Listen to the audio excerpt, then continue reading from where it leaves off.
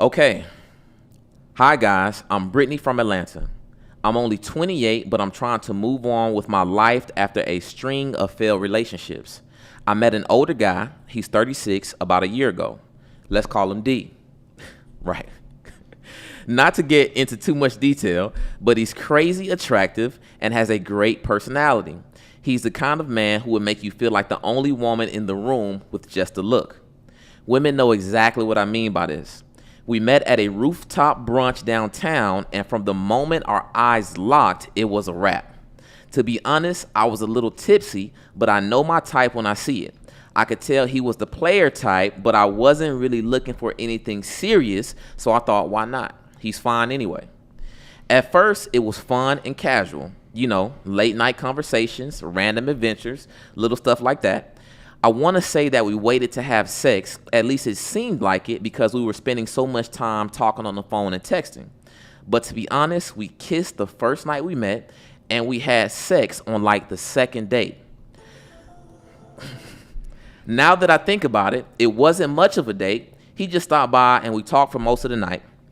It was so late when he was getting ready to go, I didn't think anything would happen.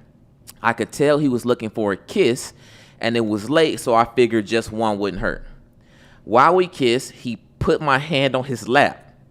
I wasn't trying to feel for anything, but damn, it was way bigger than I thought. I pulled it out, and you already know what happened. She literally put in here, Slayer soundbite, LOL. After we slept together, he started acting funny. All of a sudden, he was always busy and didn't have time to talk on the phone. He even told me he didn't like to text and that he just does it when he first gets to know someone. He even made sure to tell me over and over and over how he wasn't ready for anything serious.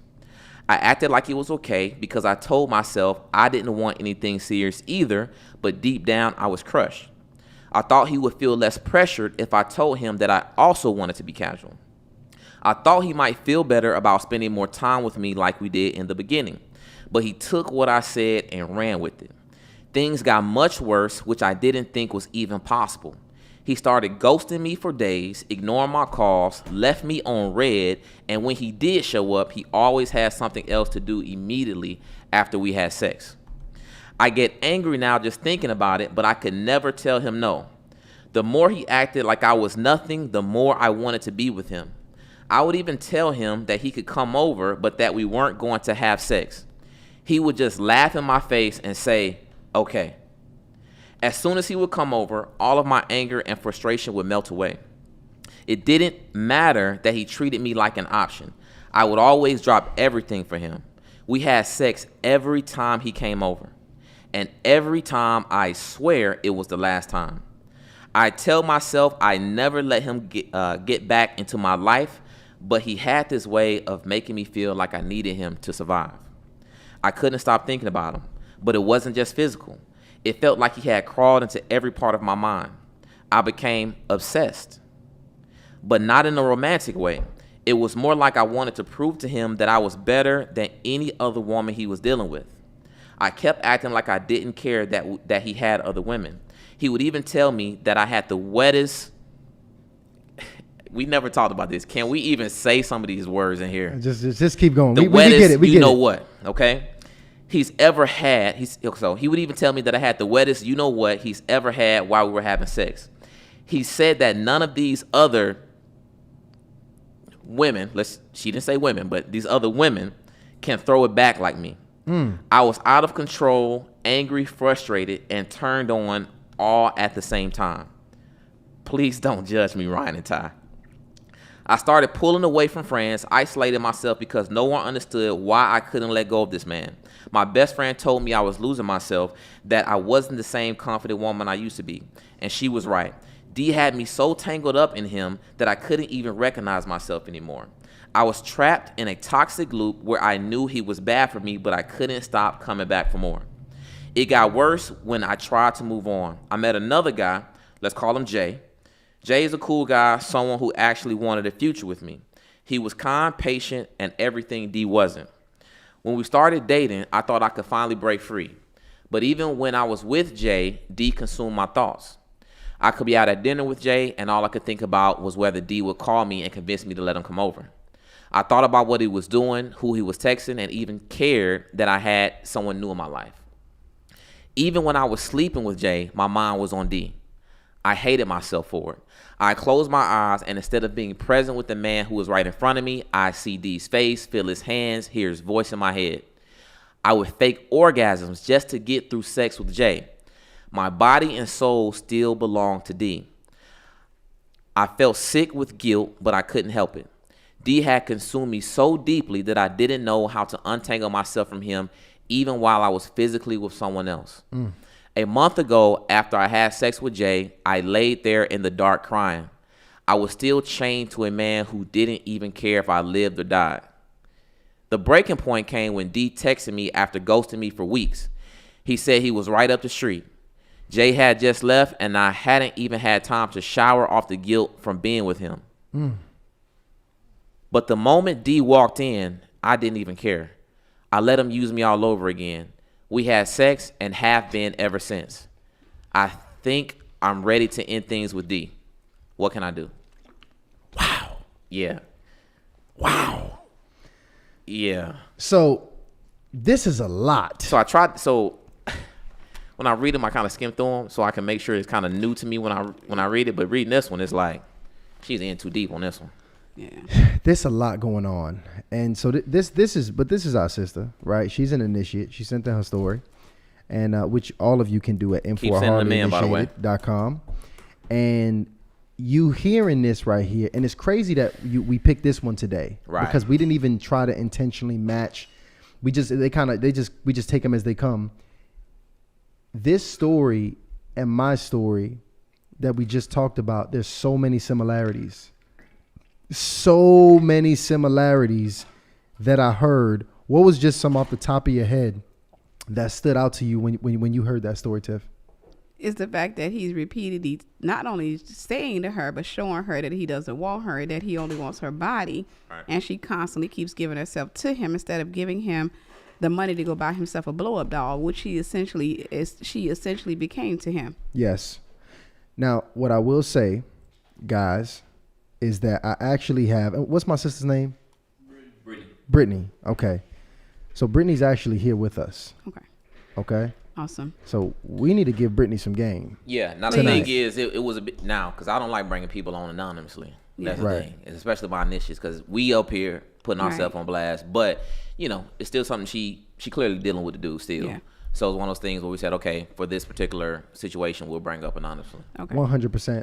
How you feeling now? Are we ready to bring Brittany up? Yeah, because we need some more detail. Well, we just need to figure out what she really want to do. Because she's still sleeping with the dude, but emailing us saying she ready to end it. And that's very important. So, Lano, can we just go ahead and bring Brittany to the stage, please? And by the way, make sure she got that camera off too, because I'm not trying to edit no video. Yeah, don't be telling us to edit nothing out. Yeah, turn the camera off. All right. But Brittany, welcome to Hardly Initiated. Make sure your mic is off on mute so I can hear you. What's up with you, Britt? Hey, can y'all hear me? Yeah, we can hear you. We can hear you loud and clear. How you doing, Britt? I'm good. I'm doing okay. Now, this is the thing. We already went through the entire story, so I think we got enough information. I think the biggest thing that we want to know, especially since we got Tiffany with us, are you really ready to end this relationship? I am. I mean, I don't know, like, certain things are common sense, but, like, when you're in it, sometimes it's just not always common sense. Right. And give us some context. I know you've been dealing with him over the past month. When is the last time you spoke to D?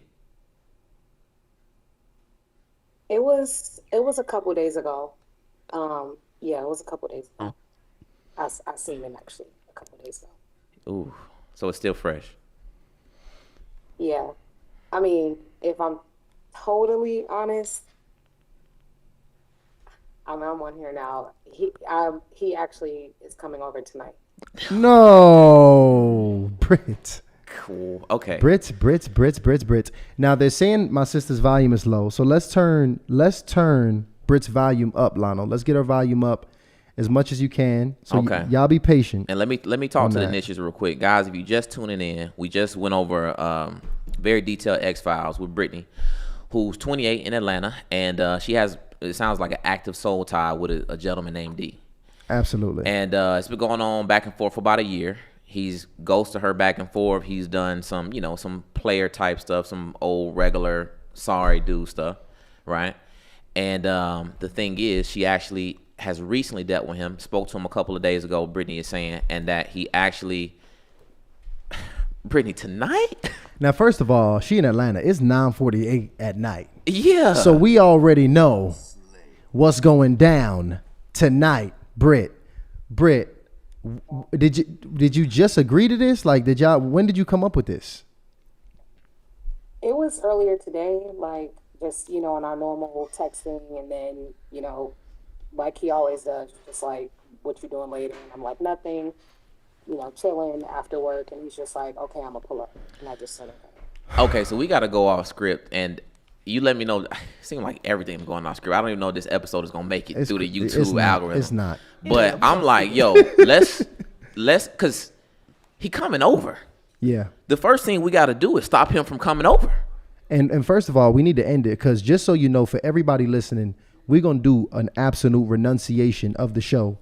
At the end of this show, we renouncing all soul ties. So everybody that might have one, by the end of this show, you're going to be good because we got the best demon slayer in the game that's about to make sure we get these things severed.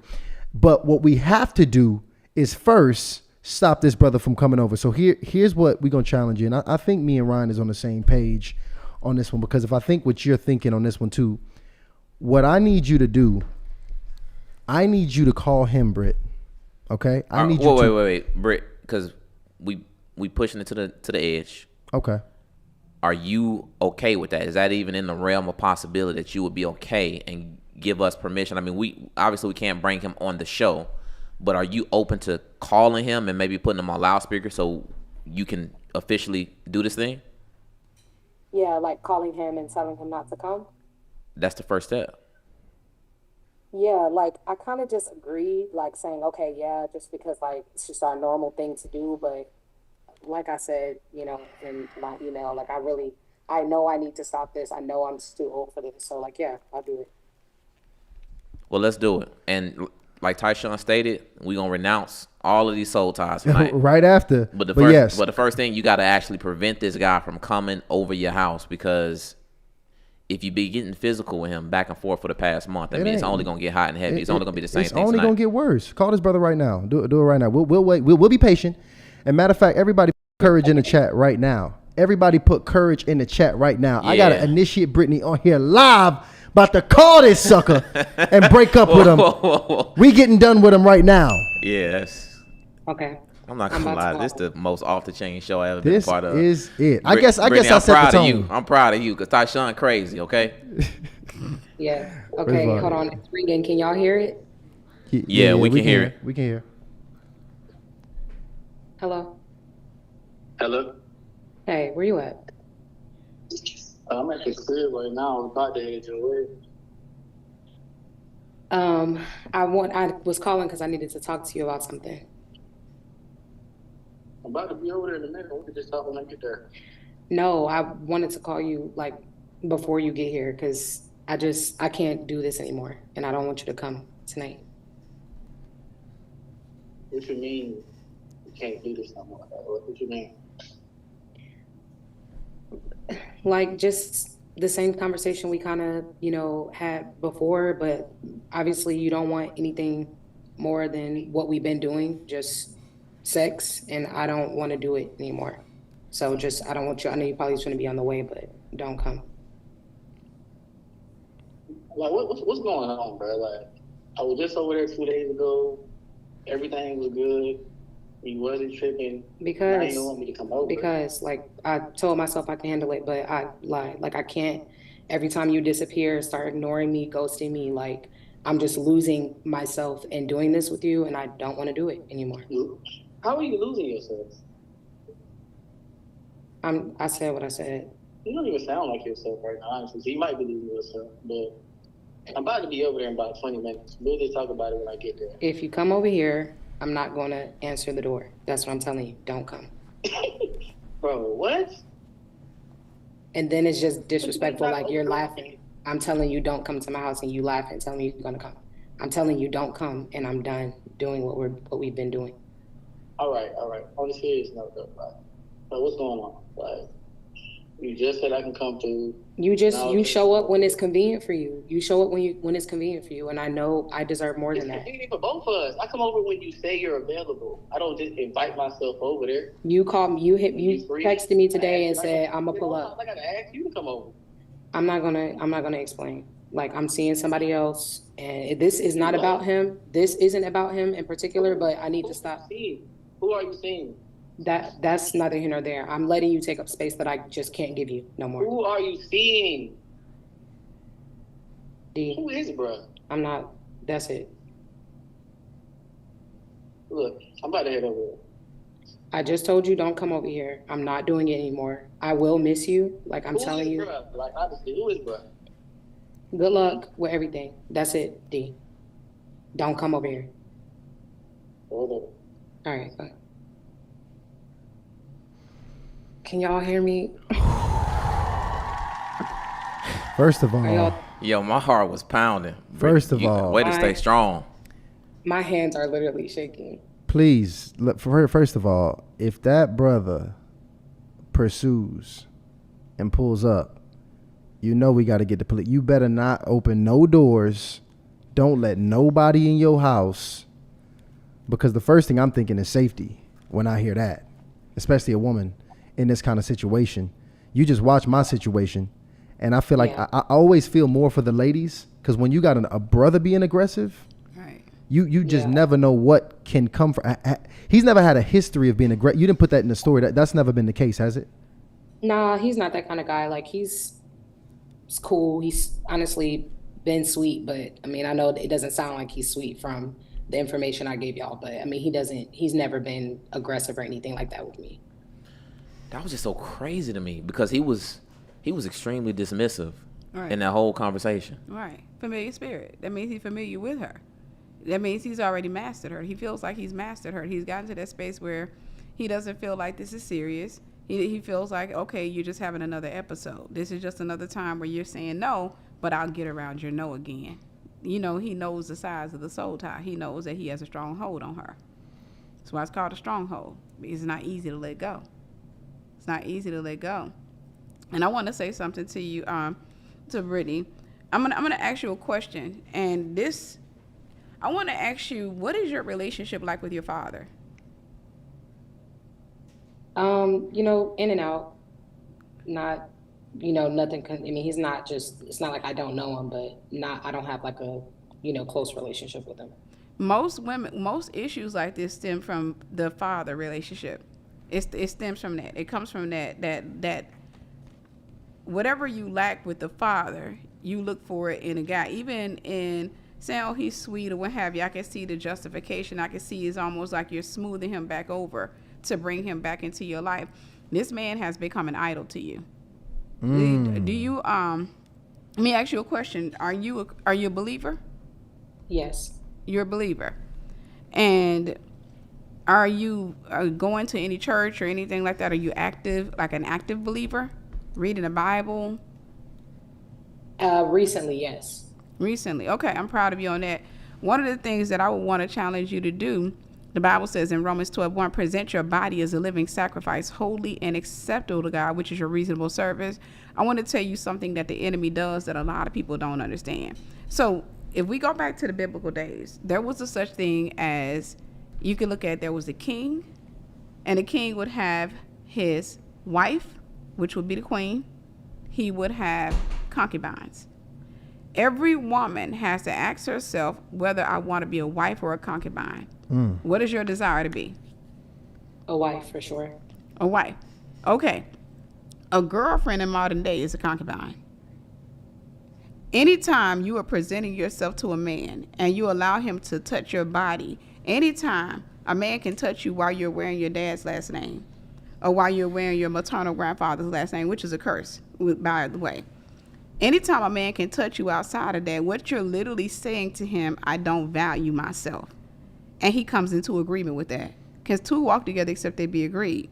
The reason this thing was such a stronghold is because he didn't love you just as much as you didn't love yourself. The way you feel about yourself, when you're basically saying, I'm nothing, he's better than me, I don't deserve him, I can't believe this, and all that, he's coming into agreement with that. And because you have that perspective of yourself, because it's illegal in the realm of the spirit to not love yourself. The Bible says to love God with all of your heart, mind, and your soul, and to love your neighbor as you love yourself. You're supposed to love yourself. It's illegal to not love yourself.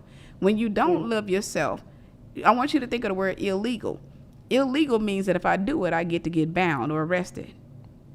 So what you have been is arrested by the same spirit that told you that you were nothing.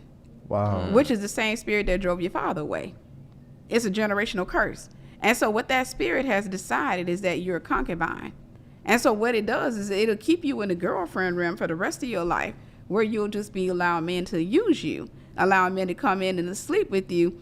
And then I always say you're going to be on rotation. Even the guy that you have, if you're sleeping with him, he's just a temporary. He's a temp, which means that he's going to be there for so long. I don't care how he feels, how he thinks he feels, or what have you. Because one thing I'm going to tell you, I used to be a seductress, right? I got one of my books over there called Devil Bait, How Heals and Spiritual Warfare. Talked about my time as a seductress. And one thing you'll learn about the enemy is that the enemy will let you have interest in a person. I'm talking about strong interest. And just like that, he can cut it off. You could wake up one day all of a sudden and there's no interest. It's gone. I've been there before. You don't think that can happen to a woman? I was that woman. I could wake up one day and I don't want that man to call me ever again. I don't want to have anything to do with him. You know why? Because I was devil bait. The design on my life was just to catch the man. The devil didn't design me to keep him. The enemy was never going to allow me to keep anybody that I caught. Even though in my mind, I thought I was going to be able to keep somebody. I just thought I was catching a small fish and I was over it. So I would just toss them back. Like any good fisherman, I caught the small one, I tossed them back, or I used it as bait to get the other one. So Brittany, one of the things I want to challenge you to do is I want to challenge you to go on a fast with your body. Not just a fast. I want to challenge you to a life of, and not just a life of abstinence, but I want to challenge you to abstinence. I want you to take God and give him back that seat, because you made that man into a God. That man has become your God. And you know what? You can see he makes a lousy God, right? Absolutely, yeah. He makes a lousy God. You got to get to the space where you love God, and God will teach you how to love yourself. And when God teaches you how to love yourself, your attitude, your perspective of you is going to start to shift, and you'll start to see yourself the way that God sees you. And when you start to see yourself the way that God sees you, any man that looks at you, that has the audacity to threaten you with his penis, guess what you're going to do? Cut him loose. You're going to cut him loose. So, Brittany, you've been seeing this man's fruits. And God is going to allow you to keep seeing what it's like to not experience love as long as you keep choosing men over him. He's calling me back. Huh? He's calling back. He's calling. She should pick it up. She should pick it up. Yeah. Yeah. Pick it up? Yeah. And say what? Say that Okay. you serious about it. Okay. Hello? What's up? You sound like you in a car or something. I'm not. I'm serious. I don't even want to like keep it going and keep getting into conversation about it. And I don't want to have to block you, but like I'm just done. Like don't do it. Don't come over, just leave it. I'm really just trying to figure out what you really trying to do. Because you didn't say don't come over before and get mad when I don't come over. So what you really want me to do? Like, you acting like you don't give a fuck about me right now, to be honest. I know I'm not talking about other times where I said, "Oh, don't come," and then you still You come don't want and to all come that. over, you gotta do, nigga. Just say you don't give a fuck about me. If that's how you're feeling, then I'm gonna give you the space to feel that right now. But I'm not gonna change my mind this time. So And you I- don't want me to come over. No, and So you don't want me to I come don't want to hang up on you and be disrespectful, but I'm gonna have to hang up. Like I can't. All right, bro. Don't be trying to call back like you always shit. I'm not G. Bye. I've actually never hung up the phone on him. There you go. Turned up. There you go. And what are you Turn talking about? up. You don't want to have block his ass. Yeah. Honestly, Block that him. should have been step number 2. Yeah. Block him. Block him. Oh, no, I go deep with it. I tell a person, if you've been involved in a sexual relationship with somebody, when you're ready to get free, don't just block them, change your number. Okay. Oh my goodness. Don't just block them, pay that $10 to your carrier, change your number, because what you're saying is I'm changing my address. You can't reach me on the same line. You can't reach me in the same place where you left me at. You can't reach me there anymore. Yeah, because if they got your number and you block them, all they're gonna do is go call you from a different phone or download an app. Oh, and now social media. Now you're gonna be reaching out social medias, all types. All of a sudden, he's gonna become the man of your dreams. The pursuit will be on 10. Right. When the brother can't get what they want. And you know what? The thing is, the reason he called back is because she didn't call back. Right. And so he's like, that was probably very unusual for him. Right. And man, listen, Brittany, you got some courage, because first off, I was cringing the whole time. Yeah. I'm trying to stay tough for you. I'm like, let me look tough on this thing. And matter of fact, I'm gonna be honest. Look, you in the A, we in the A. Yeah. Big bros Ty and Ryan is up in this thing. you. So if anything go down, me and Ryan got the strap. Facts. All right? Facts. We need to. Let us know, and we riding for our initiates.